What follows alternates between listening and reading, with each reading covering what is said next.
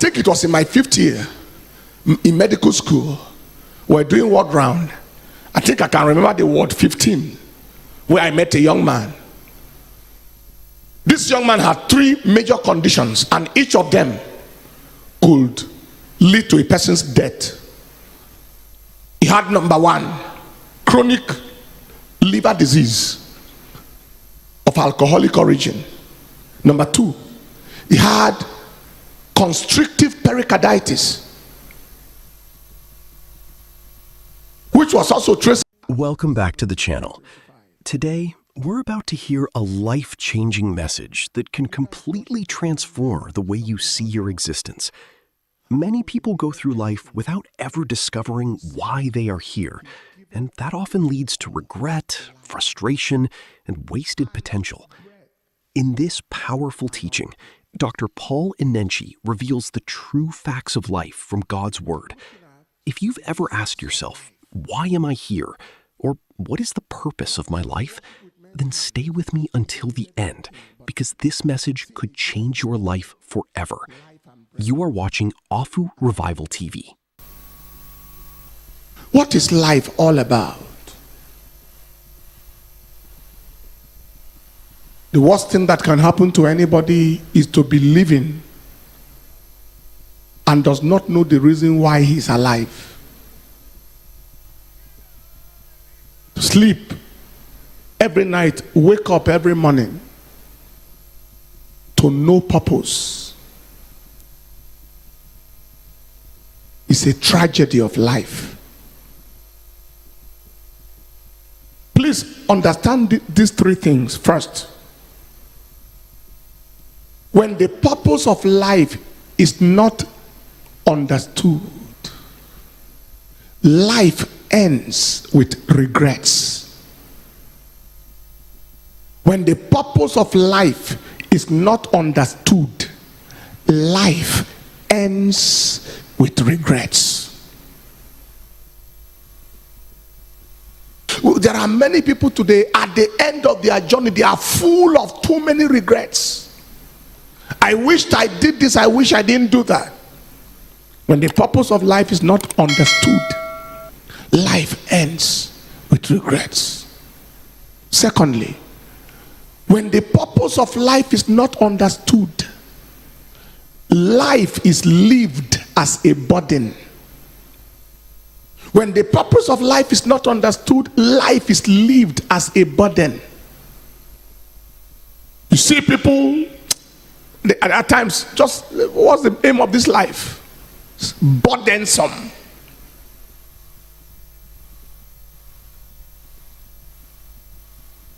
Thirdly, when the purpose of life is not understood, disaster is inevitable. It's like an aircraft moving in the air out of touch with the control tower. Disaster is inevitable. A crash can happen anytime. There are many people whose lives and destinies crashed because the purpose of life was not understood. What is life all about? 5 facts I'll give you this morning about life. Number 1, life is a gift. He giveth to all life. Life is a gift. Nobody decided to live and he's alive. Life is a gift. What is the implication of life being a gift? One implication, simple. Life must be used to the pleasure of the giver. If it is a gift, then it must be lived to the pleasure of the giver. How excited would you be, brothers and sisters? You bought a fine looking suit and you gave it to somebody, and And the next time you visited his house, he was using the suit as rag. What a pain. What a pain. That is how exactly Almighty God feels when he gave you life and you choke it with alcohol and you suffocate it with Indian hemp and you squander it in prostitution. And instead of advertising God with your body, you advertise the flesh and usher people into distraction and destruction. It must be used to the pleasure of the giver. There are people who God see and regret creating them. He regrets. It happened in the days of Noah. He said he repented God that he made man. When he saw the way they lived and he saw the way they squandered themselves, he said, God repented. Why did I make these people? Let me finish them with the flood. As we are seated here, my dear brothers and sisters, when God looks at your life, is he glad that he made you, or he's sad that he made you? Does it excite God that he did not waste his resources and his time creating you, or it repents God? Acts 17:25 reminds us that God gives everyone life, breath, and everything we have. Life is not something we created. It is a gift from God. Since life is a gift, it should be lived to please the one who gave it. Dr. Paul Enenche explains 5 powerful truths about life. First, life is a gift. Every day we wake up is by God's mercy. We should use our lives to honor him and make him proud. Second, life is a privilege. No one is alive simply because of their intelligence, wealth, or strength. Every breath we take is by God's grace, so we must never take life for granted. Third, life is a seed. Every decision, every action, and every word we speak is a seed that will produce a harvest. If we sow righteousness, kindness, and obedience to God, we will reap blessings. But if we sow evil, we will also reap its consequences. Fourth, life is a game. Every day we are making choices that determine whether we win or lose in this life and in eternity. We must choose to live wisely, faithfully, and according to God's word. Finally, life is a vapor. It passes quickly. That is why we should focus on what truly matters: our relationship with God, our relationship with people, and the impact we leave behind. The greatest success in life is not how much money we make, but how faithfully we fulfill God's purpose for our lives and lead others to him. He woke up this morning because he decided to wake up. There were those who slept last night and they couldn't wake up this morning. There was no trace of sickness, no diabetes, no hypertension, no peptic ulcer disease. They slept in health and woke up in death. It's a privilege. Nobody can be too powerful and for the sake of his power he is alive. Nobody can be too wise and because of his wisdom he lived. Nobody can be too talented and because of his talent he lived. Nobody can be so connected that his connection made him to live. For every single second the man lives, it is a privilege, not a right. Is God speaking to somebody here?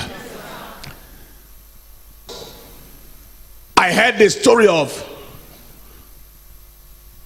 this very rough American President Theodore Roosevelt. Very rough, very aggressive, very fightful man, very audacious. A man given to adventure. A man who could fight anything. And one day he died. And he died in his sleep. And Somebody wrote and said, only in sleep could that man have died, because if he was awake, he would have fought with death. You see, he was powerful, but not too powerful to bow for death. Am I communicating?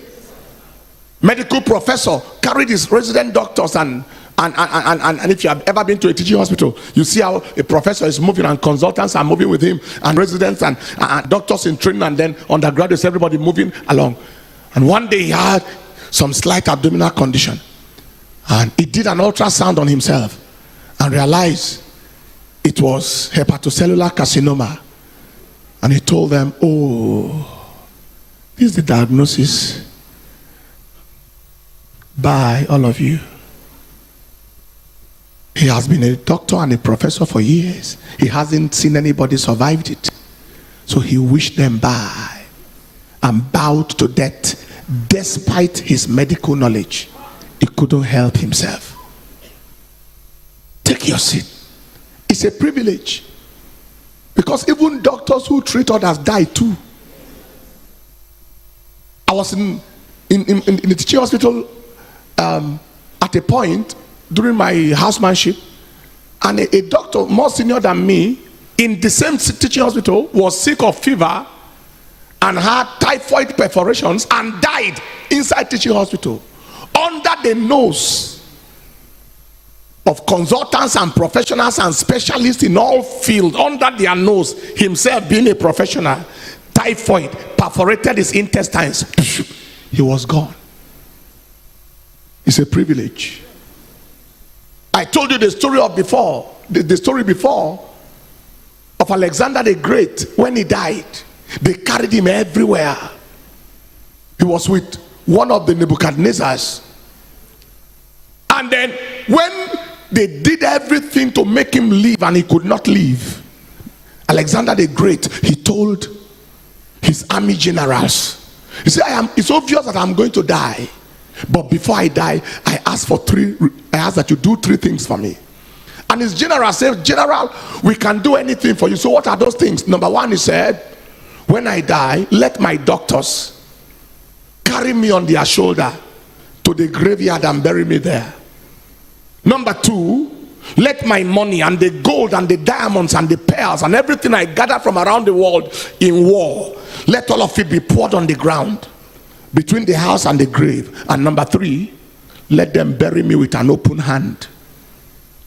Thus, he is buried and his hands are open. And the general got confused, and they said, you know, sir, that anything you say we should do, we'll do. But what is the meaning of these instructions? And he told them, he said, number 1, let my doctors bury me, carry me on their shoulder, and let the world know that in the day of death, no doctor can save you. That the doctors were watching and I still died. No matter how rich, no matter the kind of consultants you can get, let the world know. See, number 2, pour the money on the ground between the house and the grave, to let the world know that that money is not different from the earth. He said, bury me with an open hand, to show people that I didn't take anything from here. I came to the world naked and I left naked. I couldn't carry anything from here. What a lesson. What a lesson. What is the meaning of life is a privilege? Life is a privilege means it must never be taken for granted. Take your seat. It must never be taken for granted. Don't keep on saying, what is life all about? Let me die. You just invite death and die for nothing. It must never be taken for granted. It must be lived with appreciation. It must be lived with appreciation. Life is a privilege. Number 3, life is a seed.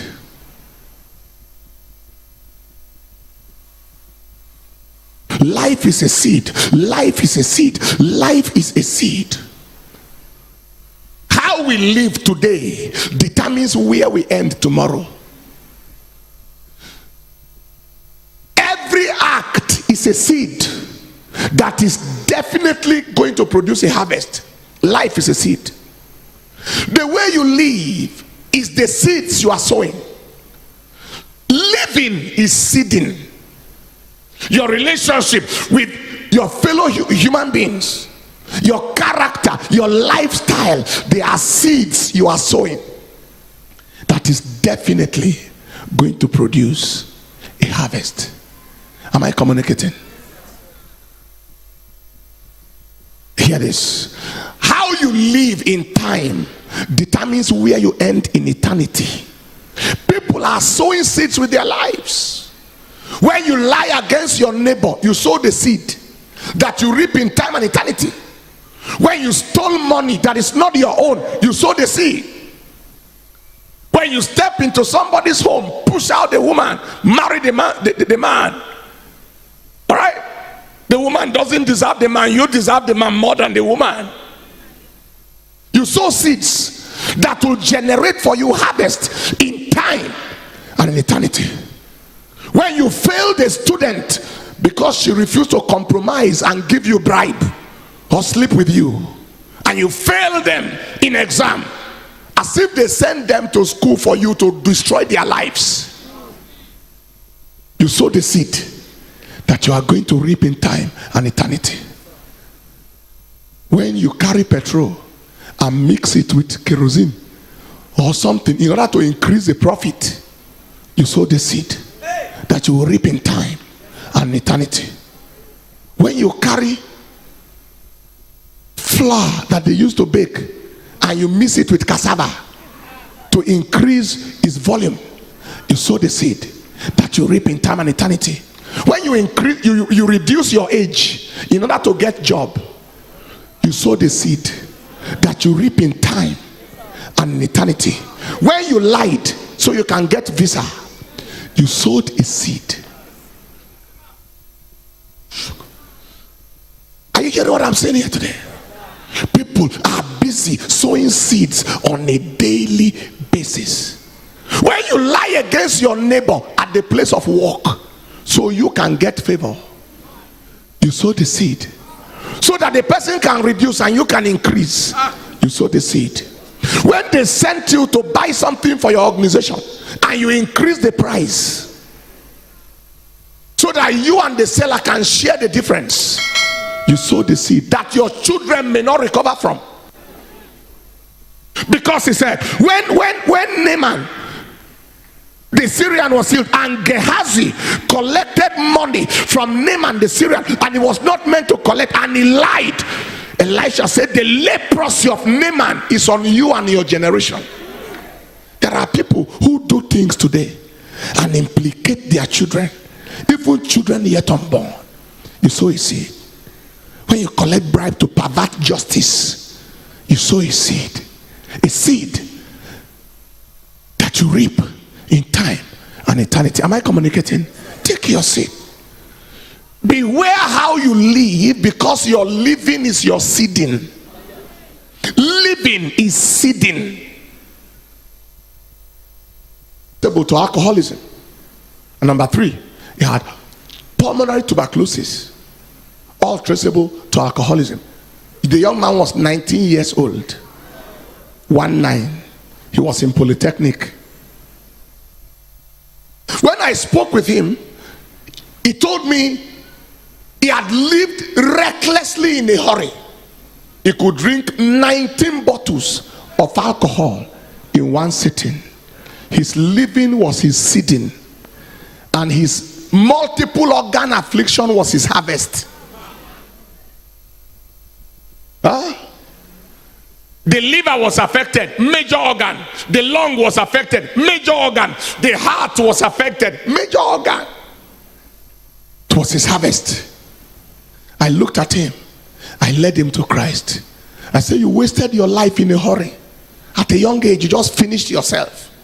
But I led him to Christ. And I traveled. On my return back, I was told that he was taken to the theater because the heart was so bad. The professor of surgery wanted to do a surgery on him and strip. The pericardium is the outer bag, outer covering of the heart. into which the heart beats like this, and it's like, and so when it is constricted, the heart has no allowance to beat. All right. So the professor was trying to strip that outer covering in the surgery, and then he died on operation table. From the theater straight to the mortuary. Having lived in a hurry, he sowed seeds that produced negative harvest. I felt so terrible when I returned back and I was told he died on the table.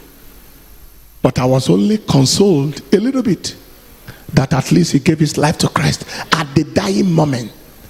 But he cut short his potential. Everything that could have become of him in this world perished. Any life he was meant to touch vanished.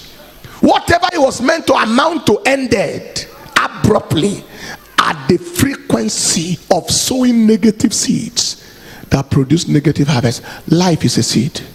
Every time you do something good, you have sown a good seed. Every time you put a smile on somebody's face, you sown a seed that can affect you and affect your children. Every time you touch somebody for God, you sow the seed. Every time you release resources to change lives, you sow seeds. Life is a seed. That was number 3. Number 4, life is a game. It's a game. It's a game. Like a football game. Like volleyball. It's a game. So life is a seed means that you should endeavor to sow good seeds. Now life is a game. The meaning of that is how you live determines whether you win or lose in life. Living determines winning, and living determines losing. There is a way to live to win in this world and in the world to come, and there is a way to live to lose.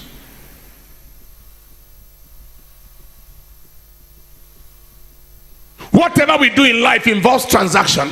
Esau lived to lose, Jacob lived to win, just for the satisfaction of his appetite. Esau sold his birthright. He got the meal of a day and lost the right of a lifetime. Am I communicating? That is how it is. Many times we try to gain something and we lose something. It is like you gave 5 naira, you gave 5,000, 50,000 naira, and you got a shoe. What you want to find out is whether the shoe justifies the 50,000. Am I communicating? Am I communicating?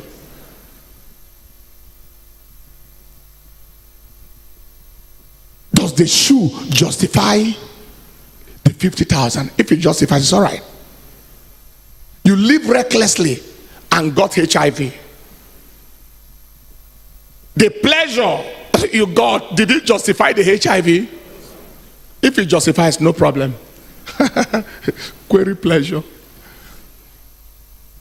Am I communicating? Life is a game. While as we live, we are playing a game. My counsel is, please play to win, not to lose. Play to win. Live to win.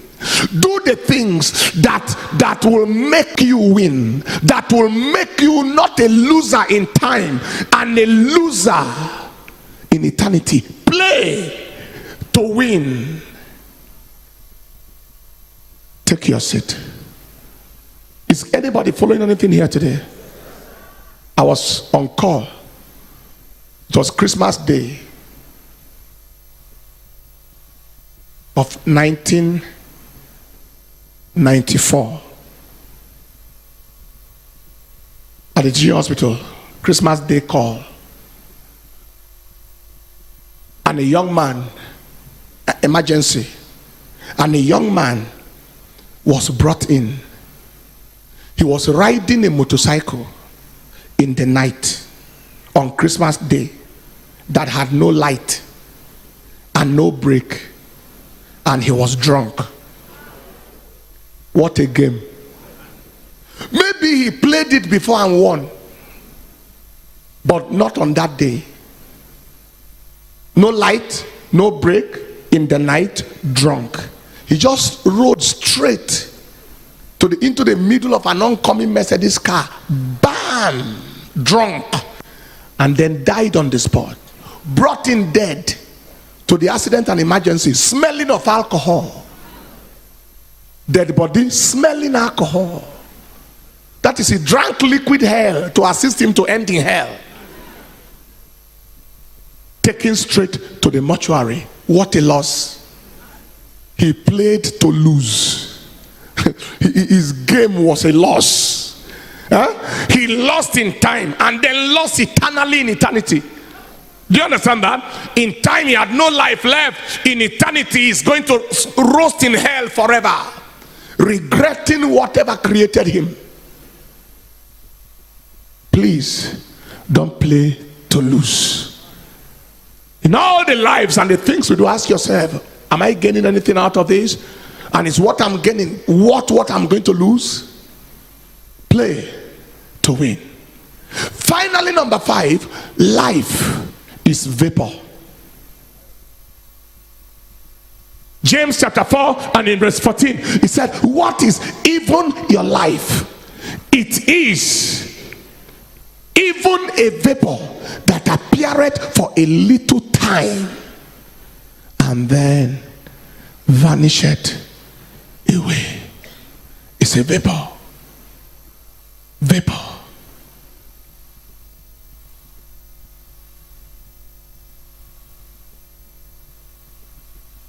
The best of men are men at best. Man, nobody can be so powerful not to be a man, no matter how powerful you are. Vapor that appears for a while. Everyone you see today will go someday. The founder of Apple Computers, who died about 3 or 4 years ago, Steve Jobs, at the age of 54. He went to give a talk somewhere and noticed a symptom in his body. And he realized that it was a terminal symptom. So he gave a 15-minute talk in the university. And he said, by the time the doctor showed him his diagnosis, the whole of his life came before him. How did I live? How should I have lived? What should I do? Then he said, live each day as if it is the last, because one day it will be the last. Do you know the meaning of that? If you live for, let me say, God has planned for somebody here to pass on to eternity on the 5th of July 2060. I think that's a good allowance. If Jesus tarries to come on the 5th of July 2060, it means on the 4th of July you have only one day to live, but you may not be aware.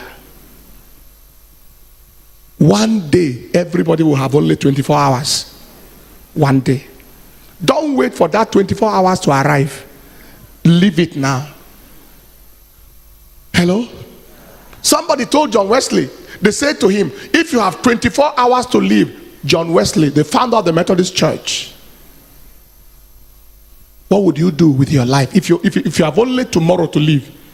He said, I will continue doing exactly what I am doing now. So there is nothing I would have loved to do I'm not currently doing. I am living my life the way I should live it. That is the meaning of life is a vapor. Not to frighten you to say you will die tomorrow. The meaning of that is live on the edge. Live with a sense of urgency.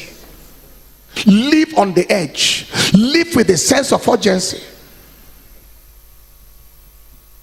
Understand your priorities and understand your posteriorities. Know what to put in front of you and know what to put behind you.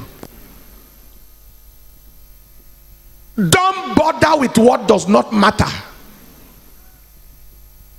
Don't spend your lifetime making enemies.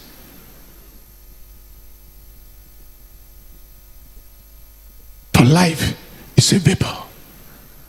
And in conclusion, take your seat. Having understood that life is a seed, is a gift, and life is a privilege, and life is a seed, and life is a game, and life is vapor.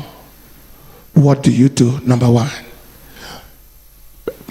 ensure quality relationship with your maker continually. Ensure quality relationship. Ensure quality relationship. A relationship where your life is permanently pleasing your maker. Quality relationship with your maker continually. Number two, ensure quality relationship with humanity. Quality. Ensure you have valuable quality relationship with the people of your life. Husband, wife, brother, sister, loved ones. Ensure quality relationship with humanity. Ensure it. Trust God to be more of a people person than more of an anti-people person. And finally, ensure quality impact in life. Quality impact. Be remembered for something good. Do something for somebody who will never forget for life. Do something in the church that the church will remember you permanent. Do something in your generation. Quality impact. Quality impact. Quality impact. Quality impact. I traveled to attend somebody's wedding. And there were people who were there who are wondering, you traveled all the way to attend the wedding and pray for a couple. And we have invited you to preach before. You were not able to come, and you came for wedding. The question is, what is the quality of my relationship with you? Hello? How many of you know that you can visit your mother or your father not because you have business, but because they say come? Yes. Meanwhile, they may invite you somewhere for a business schedule and you don't have the time to go. That's how life is. That's how life is. You may be traveling to America and the person living in the neighborhood, the next person in the next flat is not aware. But your brother in Okigwe, you will have to phone him. Somebody at a distance is aware of your movement. Somebody in proximity is not aware. It's a matter of relationship. What is my business with you? It determines what I can tell you. Take your seat. Quality impact. What a powerful reminder that life is precious and should never be wasted. Let this message challenge you to live every day with purpose, gratitude, and obedience to God. If this message blessed you, don't forget to like this video, subscribe to the channel, and turn on the notification bell so you never miss another inspiring message. Share this video with your family and friends. Someone you know may need to hear this today. Thank you for watching, and may God bless you richly. See you in the next video.